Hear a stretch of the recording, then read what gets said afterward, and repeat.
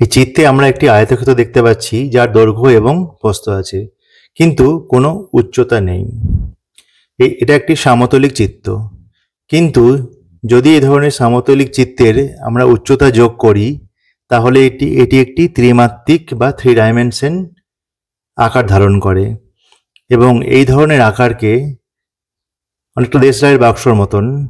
তো এই ধরনের আকারকে আমরা বলি আয়তঘন বা সমকোণী চৌপল, বা ইংরেজিতে বলে প্যারালেলোপাইপেড বা রেক্টেঙ্গুলার প্যারালেলোপাইপেড অথবা কিউবয়েড।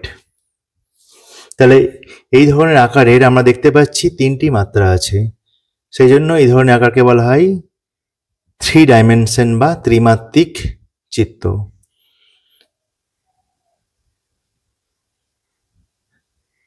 প্রথমে এই চিত্রগুলো কনসেপ্টগুলো দেখে নাও, পরে আমরা এটা আলোচনা করছি।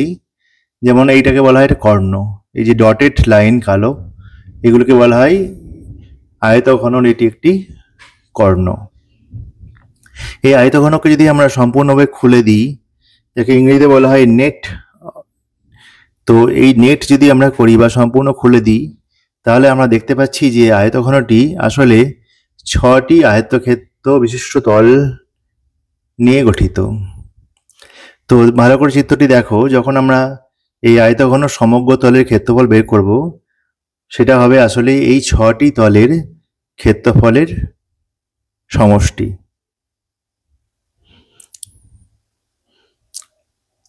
এই 6টি আয়তক্ষেত্রগুলি যদি একই আকারযুক্ত বর্গক্ষেত্র হয়, সেক্ষেত্রে এই ধরনের ত্রিমাত্রিক চিত্রকে আমরা বলি ঘনক। তাহলে ঘনকের সঙ্গে আয়তক্ষেত্রের কি পার্থক্য? যে ঘনকের তলগুলি সবই একই ধরনের বর্গক্ষেত্র, অর্থাৎ এর সমস্ত যে বাহুগুলি, এজগুলি সমান। আমরা পরে আলোচনা করছি যে একটি আয়তঘনর কোন বিন্দুকে এবং কোন বাহুকে কি বলে। এখন তোমরা এই ফিগারটা দেখে নাও, যে আমরা একটি পাশাপাশি একটি ঘনক এবং একটি আয়তঘনকে খুলে রেখেছি, যাদের প্রত্যেকেরই কিন্তু 6টি করে তল আছে, এবং সমগ্র তলের ক্ষেত্রফল বলতে বোঝায় এই সমস্ত তলগুলির সমষ্টি। আমরা ফিরে আসি মূল আলোচনায়, তোমাদের চ্যাপ্টার 4 আয়তঘন বা সমকোণী চৌপল। এখানে চিত্রে যে সমকোণী চৌপলের ছবি দেওয়া আছে, সেখানে আমরা দেখতে পাচ্ছি যে ডিসি বা এবি এগুলিকে বলা হয় তার লেন্থ বা দৈর্ঘ্য, এবং এডি বা বিসি কে বলা হয় তার প্রস্থ, এবং নিচের যে আয়তক্ষেত্রটা তাকে আমরা বলবো ভূমি। এই আয়তঘনর ভূমি, এই ভূমির সঙ্গে যদি আমরা একটা উচ্চতা যোগ করি তাহলেই আমরা আয়তঘনটিকে পাবো। তাহলে এখন আমরা যে সিএফ যেটা পাচ্ছি সেটা হচ্ছে উচ্চতা, এবং এই বাহুগুলিকে বলি আমরা ধার বা এজ। যেমন এডি, ডিসি, বিসি বা এবি এগুলি হচ্ছে ধার, এবং এই বাহুগুলি বা ধারগুলি যে বিন্দুতে মিলিত হয় তাকে আমরা বলি শীর্ষবিন্দু বা ভার্টেক্স। এখানে আমরা দেখতে পাচ্ছি যে এর তল সংখ্যা আমরা একটু আগেই দেখলাম যে 6টি তল আছে, এবং এর ধার সংখ্যা কটি আছে? 6টি তল আছে, এবং আমরা দেখলাম এর বাহু হচ্ছে বা ধার সংখ্যা সেটা হচ্ছে 12টি, এবং বাহুগুলি যে বিন্দুতে মিলিত হয় তাকে বলা হয় শীর্ষবিন্দু। এই শীর্ষবিন্দুর সংখ্যা হচ্ছে 8টি, এ থেকে শুরু করে এইচ পর্যন্ত। তোমাদের বইয়ে চ্যাপ্টার 4-এ দেখে নাও, একটি আয়তঘনর ছবি দেওয়া আছে, যেখানে এই অংশটি আমরা ব্যাখ্যা করলাম কি ভূমি বলে। এটাকে প্রস্থ, এডিকে, ডিসি কে দৈর্ঘ্য, এবং এটাকে ভূমি বলে, এবং ডিজি কে বলা হয় উচ্চতা, বা বি কে উচ্চতা বলতে পারি আমরা। এবং 3টি মাত্রা, এটা ত্রিমাত্রিক চৌপলের মাত্রা হচ্ছে 3, এবং তল থাকে 6টি। আমরা এবার খুলে দেখালাম নেটে, এবং শীর্ষবিন্দু দেখলাম আমরা কটি? 8টি, 4 4 8টি। এখন এই আয়তঘনর সমগ্র তলের ক্ষেত্রফল বলতে যদি বোঝায় কি, আমরা দেখো একটু আগেই খুলে দেখালাম তলগুলিকে, তাহলে এই প্রতিটি আয়তক্ষেত্র যুক্ত তলের ক্ষেত্রফলের যোগফলের সমান। ধরো যদি এখানে যে এ বি প্লাস ডিসি, তিনটে যদি এ বি সি হয় তাহলে কি হবে 2 into A B plus BC plus C A. আমরা যদি দৈর্ঘ্যকে এ বলি, প্রস্থকে বি বলি, উচ্চতাকে সি বলি, তাহলে আয়তঘনটির সমগ্রতলের ক্ষেত্রফল হবে 2 into A B plus BC plus C A বর্গ একক। আমরা একটা উদাহরণ দেখতে পারি যে লেন্থ এ সমান 40, বি সমান 25 এবং সি সমান 15 হলে পরে ক্ষেত্রফল হয়েছে 2 into A B plus BC plus C A বর্গ একক। কিন্তু প্রতিটি বাহু যদি সমান হয় তাহলে আমরা কি বলবো, তাকে বলি ঘনক। এই ঘনকের ক্ষেত্রে একই সূত্র ব্যবহার করা যায়, কিন্তু এখানে সবগুলি এ বি এবং সি কে যদি এ ধরে নিই তাহলে সমগ্রতলের ক্ষেত্রফল হচ্ছে 6a স্কোয়ার। এই আয়তঘনের কর্ণ যেটা হবে সেটা হবে root over A square plus B square plus C square. এখানে ভূমি যে কর্ণটি হলো root over A square plus B square, তার সঙ্গে উচ্চতর যোগ করলে পিথাগোরাসের সূত্র থেকে আমরা এই ধরনের কর্ণগুলো পেয়ে যাই। তাহলে আয়তঘনের কর্ণের দৈর্ঘ্য কি হলো, দৈর্ঘ্য স্কোয়ার প্লাস প্রস্থ স্কোয়ার প্লাস উচ্চতার স্কোয়ার। এবং ঘনকের ক্ষেত্রে যেহেতু তিনটি সমান তাহলে এটা হয়ে যাবে √3a একক। এখন আয়তন কি? আয়তন বলতে আমরা আয়তঘনের আয়তন বলতে বুঝি দৈর্ঘ্য, প্রস্থ এবং উচ্চতা, বা ভূমির ক্ষেত্রফল ইন্টু উচ্চতা। যেহেতু ভূমিটা আমরা দেখেছিলাম যদি এ এবং বি হয় তাহলে ভূমির ক্ষেত্রফল হচ্ছে এ ইন্টু বি, এবং তার সঙ্গে যদি উচ্চতাকে গুণ করি এ বি সি ঘন একক, এটা হচ্ছে পুরো আয়তঘনের আয়তন। যে পরিমাণ জায়গার আয়তঘনের ভিতরে থাকে। এবং ঘনকের ক্ষেত্রে যেহেতু তিনটে এ, তাহলে ঘনকের ক্ষেত্রে যদি একটি বাহু এ হয় ঘনকের আয়তন হচ্ছে এ কিউব। এখানে পাশাপাশি আয়তঘন ও ঘনকের সূত্রগুলি লেখা হলো। আমরা একটু আগেই দেখলাম যে সমগ্রতলের ক্ষেত্রফল আয়তঘনের ক্ষেত্রে 2ab plus BC plus CA, সেক্ষেত্রে ঘনকের ক্ষেত্রে 6a স্কোয়ার। আয়তন এবিসি ঘন একক, এখানে এ কিউব, এবং একটি কর্ণের দৈর্ঘ্য এরকম এবং ঘনকের ক্ষেত্রে এরকম, কিন্তু প্রত্যেকের তল সংখ্যা, ধার সংখ্যা এবং প্রান্তবিন্দুর সংখ্যা একই থাকে। এখন আমরা চলে যাব তোমাদের এক্সারসাইজে, যে পরিবেশ থেকে 4টি আয়তঘনকার ও 4টি ঘনক আকারের বস্তুর নাম লেখো। দেখো আমরা বই, জুতোর বাক্স, পেন্সিল বাক্স, আলমারি, এগুলি সবই হচ্ছে আয়তঘনকার। আর ঘনক বস্তুর উদাহরণগুলো দেখো আমরা লিখেছি। এই তল, ধার এবং শীর্ষবিন্দুগুলির নাম লিখতে হবে। তো আমরা দেখতে পাচ্ছি তলগুলি, এই 6টি তল 1 2 3 4 5 এবং 6, এই 6টি তল আছে। ধারগুলি কি কি? এখানে ধারগুলি হচ্ছে যে এবি বাহু, বিসি বাহু, সিডি বাহু, এরকম 12টি ধার আছে। এবং শীর্ষবিন্দুগুলো আমরা আলোচনা করেছি যে এ থেকে শুরু করে এইচ পর্যন্ত 6টি শীর্ষবিন্দু আছে।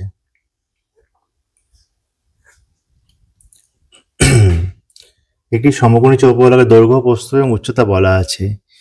তাহলে এর ভিতরে যে ম্যাক্সিমাম দণ্ডই রাখা যাবে তা হচ্ছে কর্ণের দৈর্ঘ্যের সমান। এক প্রান্ত থেকে এক প্রান্ত কর্ণ টানলে পরে যে পরিমাণ দৈর্ঘ্য পাবো সেটাই হচ্ছে সবচেয়ে লম্বা বা ম্যাক্সিমাম যে রডটি রাখা যাবে তার দৈর্ঘ্যের সঙ্গে এটি সমান হবে। একটি ঘনকের এখানে 4 নম্বরে দেখো তলের ক্ষেত্রফল বলা আছে। তা আমরা জানি কি যে ক্ষেত্রফল, তলের ক্ষেত্রফল কত হবে? যদি বাহুগুলি এ ধরি তাহলে ভূমির ক্ষেত্রফল হচ্ছে এ স্কোয়ার। তাহলে এই এ স্কোয়ার সমান হচ্ছে 64। তো সেখান থেকে আমরা খুব সহজেই এর মান পেয়ে গেলাম। এর মান পেয়ে গেলে পরে আমরা আয়তন যেটা, সেটা হচ্ছে এ কিউব, সেটা আমরা পরে বের করে নিলাম যে এত 512 ঘনমিটার। 5 অঙ্কটি দেখো, 2 মিটার চওড়া এবং 8 ডেসিমিটার গভীর একটি খাল কাটা হয়েছে। তাহলে আমি ধরছি কত লম্বা? আমি ধরছি যে খালটি x মিটার লম্বা। তাহলে আমরা ওই 8 ডেসিমিটারকে মিটারে নিয়ে গেলাম 0.8। তাহলে আয়তন বের করলাম x ইন্টু 2 ইন্টু 0.8, এটা হচ্ছে পুরো আয়তন। এই আয়তন সমান 240। একটি ঘনকের কর্ণের দৈর্ঘ্য বলা আছে। তাহলে ঘনকের কর্ণের দৈর্ঘ্য জানি আমরা, a√3 সমান 4√3, সেখান থেকে এ পেলাম, সেখান থেকে আমরা তার সমগ্রতলের ক্ষেত্রফল 6a স্কোয়ারের মান পেয়ে গেলাম। এটি বর্গ সেন্টিমিটার হবে যেহেতু ক্ষেত্রফল বলা হয়েছে। ধারগুলি, ঘনকের ধারগুলি দিয়ে বলা হয় সমষ্টি 60। তার কটি ধার আছে ঘনকে? 12টি। তাহলে একটি ধার কত হবে? একটি ধার হবে 60/12 অর্থাৎ 5 সেন্টিমিটার। একটি ধার পেয়ে গেলে আয়তন আমরা জানি ঘনকের ঘনফল হচ্ছে a কিউব। সব ধারগুলি যেহেতু সমান হয় তাহলে আমরা 5 কিউব মানে হচ্ছে 125 ঘন সেমি বের করে নিলাম।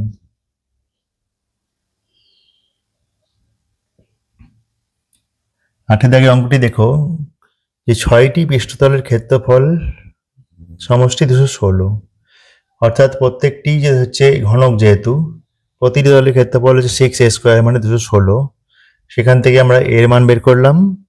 এর মান পেয়ে গেলে আমরা a কিউব সমান কত বের করে নিলাম।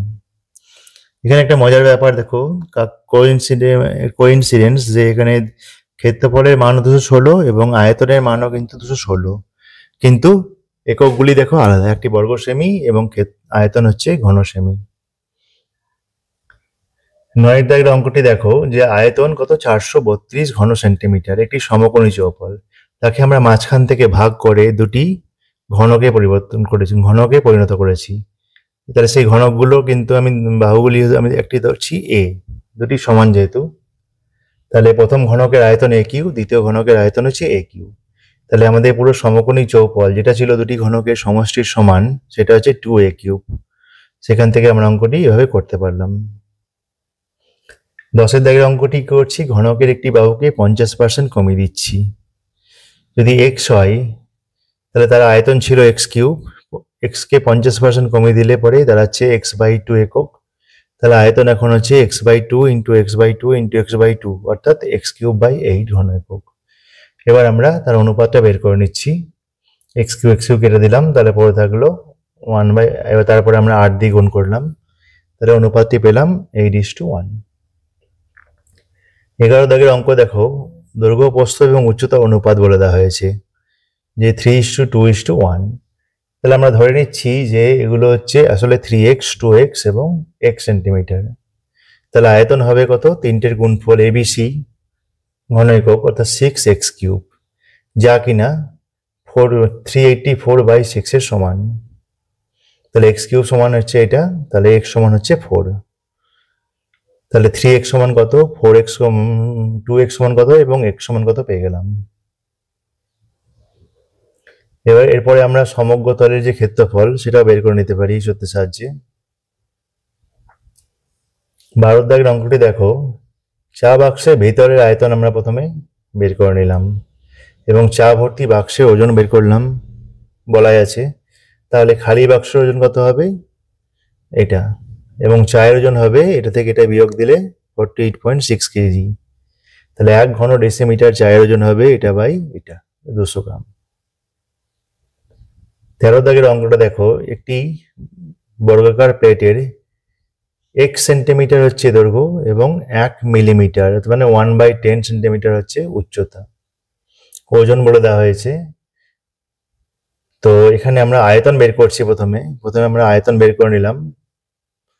সেখানে 1 ঘন সেমি ভিতরের ওজন হচ্ছে জানি আমরা 8.4 গ্রাম। তাহলে এই আয়তন যে পিতল তার ওজন কত হবে? সেটা হচ্ছে 8 গ্রাম এবং তার মান বলে দেওয়া আছে অঙ্কে 4725 গ্রাম। আমরা এটাকে সমান করে x এর মান পেয়ে গেলাম। এরপরে অঙ্কটি দেখো যে একটি রাস্তা সেটাকে উঁচু করতে হবে। তাহলে আমরা 30টি এই ধরনের সমান গভীর আয়তঘনকার গর্ত করব। গর্তগুলির দৈর্ঘ্য প্রস্থ বলে দেওয়া হয়েছে। তাহলে গর্তগুলির আয়তন হচ্ছে 14 × 8 × x, যেখানে আমি ধরলাম গভীরতা হবে x। তাহলে 30টি এরকম গর্তের আয়তন হবে 30 × এইটা সমান হচ্ছে 2520। 15 দাগের অঙ্কটি দেখো, 64 বালতি জল যদি আমরা তুলে নিই তাহলে 1/3 জলপূর্ণ থাকে। তাহলে খালি কত থাকে? 1/3 জলপূর্ণ থাকলে খালি থাকে 1 - 1/3 মানে 3 - 1 2/3।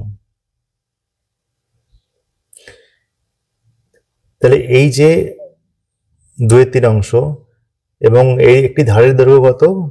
1.2 মিটার বা 12 ডেসিমিটার।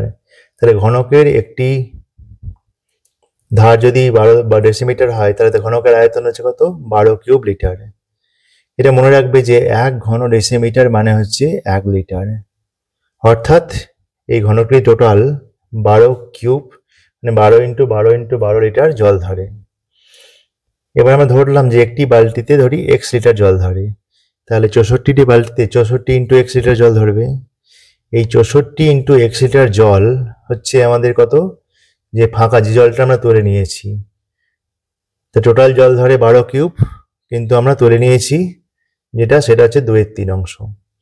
তাহলে এই জলটার সমান হচ্ছে 64 লিটার বালতির জলের আয়তনের। এবার আমরা কম্পেয়ার করে এখান থেকে আমরা x এর মান পেয়ে গেলাম, অর্থাৎ বালতি দিতে 18 লিটার জল ধরে। দেখো অঙ্কটা এভাবে করবে লিখে।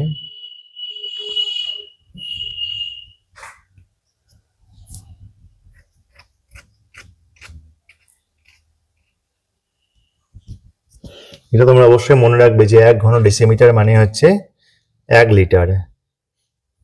1 ঘন ডেসিমিটার আয়তনকে আমরা 1 লিটার বলি। ক্যালকুলেশন করে আমরা পাচ্ছি x সমান 18 লিটার, অর্থাৎ প্রতিটি বালতিতে 18 লিটার জল ধরে।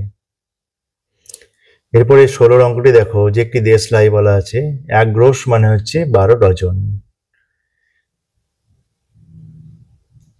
তাহলে একটি প্যাকেটের আয়তন আমরা বের করলাম, তাহলে একটি দেশলাই বাক্সের আয়তন তাহলে আমরা কত হবে, সেটাকে আমরা গ্রোস দিয়ে ভাগ করলাম।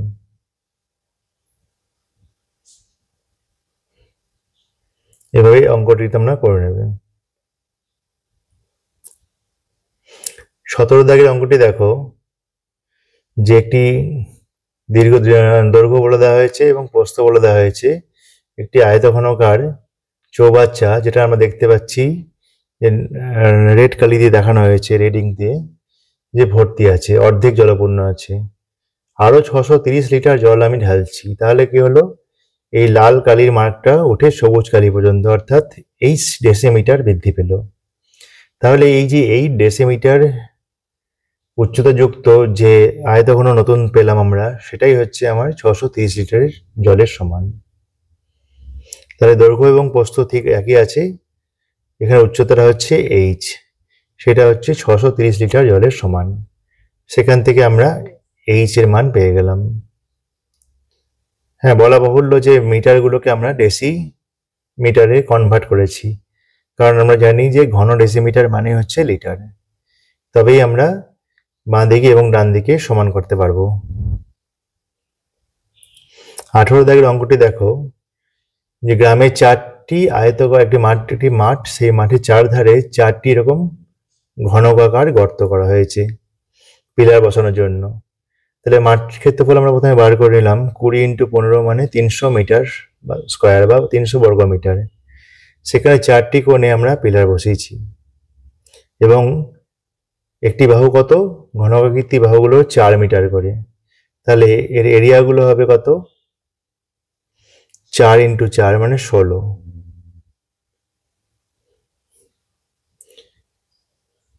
তাহলে এরকম 4টি আছে, তাহলে সেরকম 4 ইন্টু 16, অর্থাৎ 64 মিটার স্কোয়ার জায়গা প্রথমে আমাদেরকে বাদ দিতে হবে। এই 64 স্কোয়ার মিটার জায়গায় গর্ত আছে, এই গর্ত বাদ দিলে পরে বাকি যে মাঠটি ক্ষেত্রফল পাবো সেটা হচ্ছে 300 থেকে 64 আমরা বাদ দিলাম, দিয়ে পেলাম 236 বর্গ মিটার।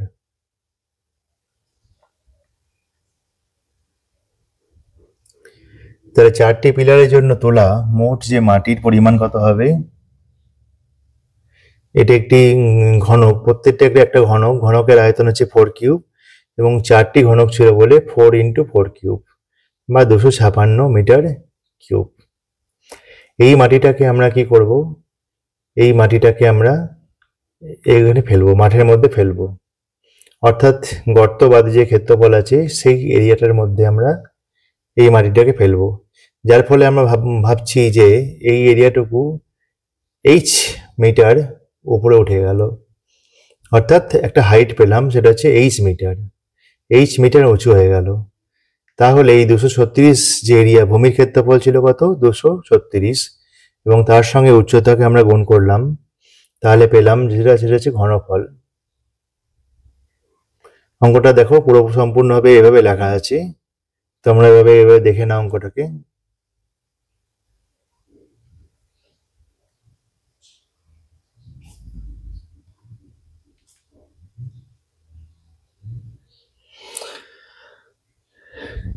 এরপরে বাকি অঙ্কগুলো তোমাদের করে দেওয়া হলো, তোমরা ভিডিওগুলোকে পজ করে তোমাদের বই থেকে পরপর তোমরা অঙ্কগুলোকে এভাবে দেখে দেখে নেবে। আশা করছি সেই অঙ্কগুলো বুঝতে পারবে। এই ভিডিওটি দেখার জন্য তোমাদের ধন্যবাদ। চ্যানেলটিকে অবশ্যই সাবস্ক্রাইব করে রাখবে, পরবর্তীকালে এই ধরনের আরও ভিডিও এখান থেকে তোমরা পাবে এবং তোমরা সেম ক্লাসের বন্ধুদের সঙ্গে এই ভিডিওগুলি শেয়ার করবে। ধন্যবাদ।